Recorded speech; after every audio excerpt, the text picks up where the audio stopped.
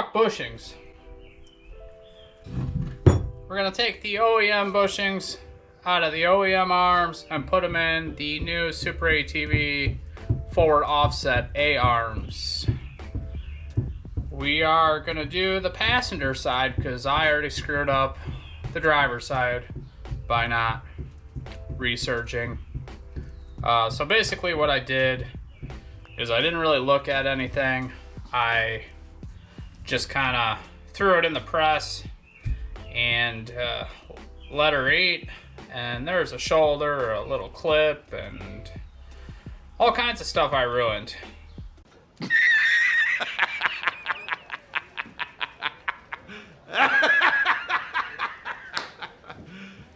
You serious? So I'm gonna show you the way to do it without ruining everything. The upper and lower have the same setup. You know, one longer bushing, one shorter bushing. The bushings themselves are all the same. The bigger one has 2, this one has 1, and there's the little caps on the end and a little sleeve. So do not try to press these out. Don't hit it with the hammer. None of that. Don't be a big dumb idiot like me. Each side has a cap, and you can kind of get in there. It doesn't just, well, it kind of does just pop out, but there's an O-ring, so it will have a little pop to it, but it's that simple. Starting with, it's the lower A-arm, the bigger bushing. So we got the 2 caps off, and there's a little sleeve in here. And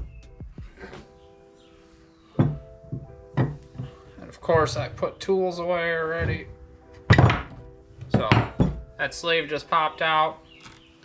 Set that aside. So you've got 2 bushings. I don't even know if you can see that. Maybe not if it'll focus. But there's 1 on each side. So now you're like, well, Jeremy, we got that stuff pressed out. We won't be stupid like you, and we could just press these out, right? Nope. There's a shoulder. So this side comes out this way, this side comes out this way. They're UHMW, so they're strong, but they are plastic, so you want to be careful. I did all right on the other ones, doing it this way, just getting it started.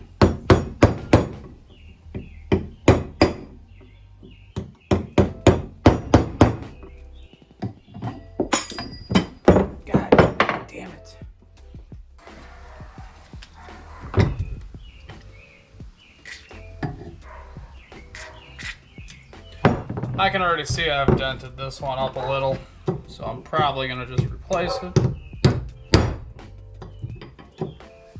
She's slowly moving.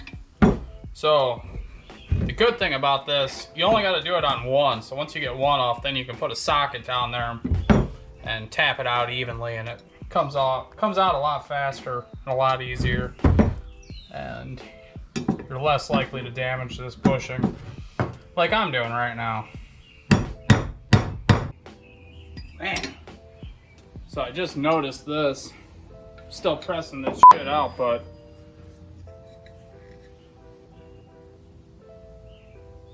probably cannot see that, but this factory ball joint already has slop in it too, so I would have had to replace both lower ball joints, and I think I got 500 miles, if that. I don't even remember, but damn. Okay.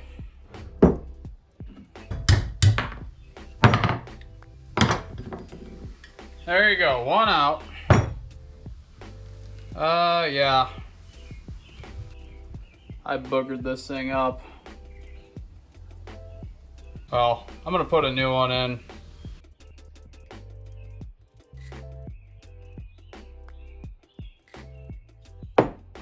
Alright, so this one you can use a socket, and you're really not gonna, you're less likely to damage it.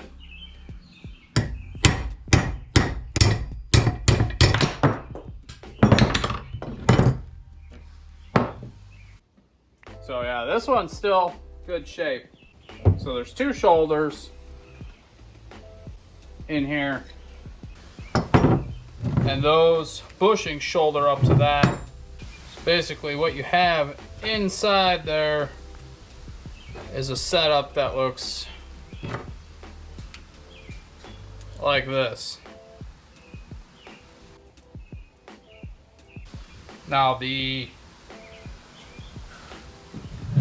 front side is going to be different.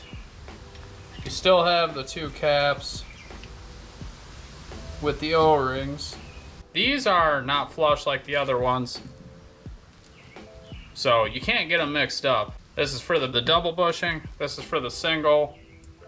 This basically acts as the sleeve that goes on the ID of the bushing. So pop that out. These ones, they pop out easy. They're a little tougher because this acts as the sleeve.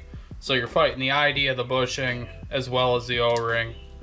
So just be patient and try to work it out evenly, and it'll be all good. There's not two shoulders in the center, but there is a shoulder on one side.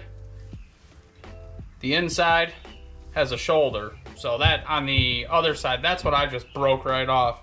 And then inside here, there's a little spring retaining ring. With these, the trick is just getting it started. It sits in a groove retaining that bushing, so you can see I got it started. Just get one side started, and you just work that bad boy out.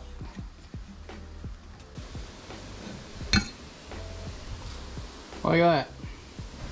Now that we got the spiral ring removed, we can go ahead and tap the bushing out in the direction of that ring, because there is a built-in shoulder.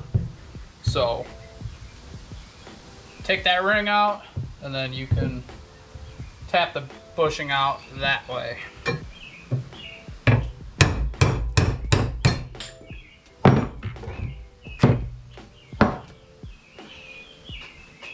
And once you go find it, there it is. So the way these go, bushing goes in, shoulders into the arm.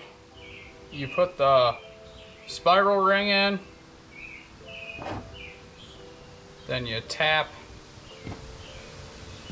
the little caps in, and that's how that one stacks up. So the uppers are the same exact thing, so I'm just gonna go ahead and get those removed. A lot of boring math later. Alright, there are our bushings. I'm gonna get those cleaned up now and get them ready to install in the new A-arms.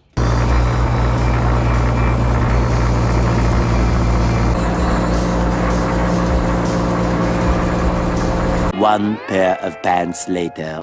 Alright, so bushings and parts are all cleaned up. So now we're ready to reinstall them in the new A-arms. The process is reverse of how we took them out. So pretty straightforward. Got everything greased up, ready to roll, so we're gonna start that now.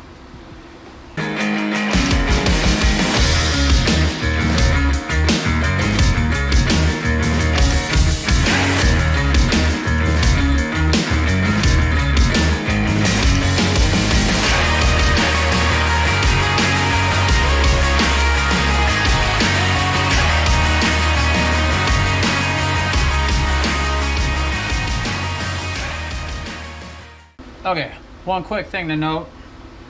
After you get the bushings installed, the clip on the short side,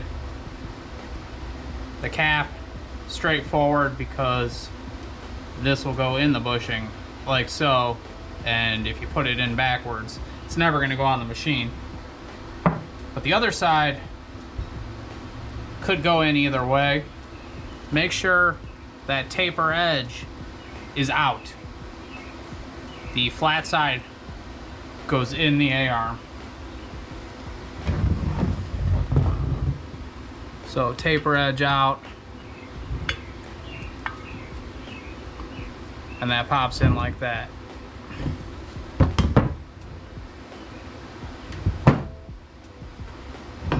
And on the short side, I mean,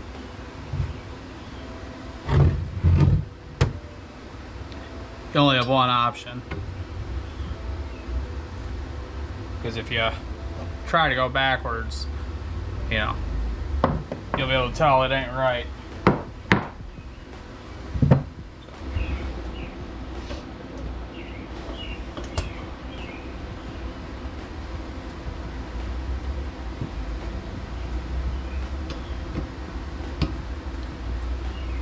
That's it, upper's done.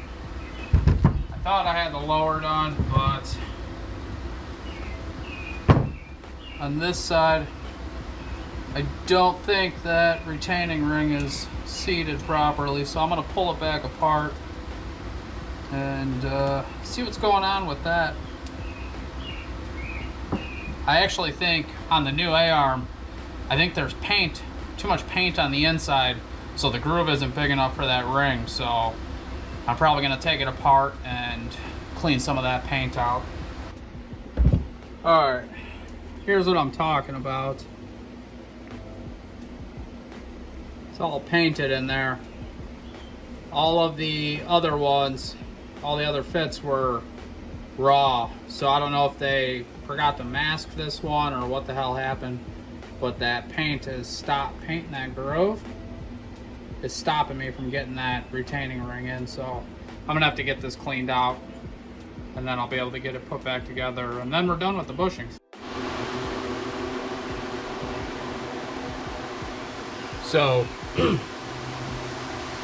I've realized while I was trying to clean this out to get this ring to seat, I don't think it was so much the powder coat. I mean, there was a lot in that groove. I cleaned all that out, but I still had issues. And I think it's the shoulder there. I don't think it's cut deep enough, because even when the bushing seats, I spilled my damn beer.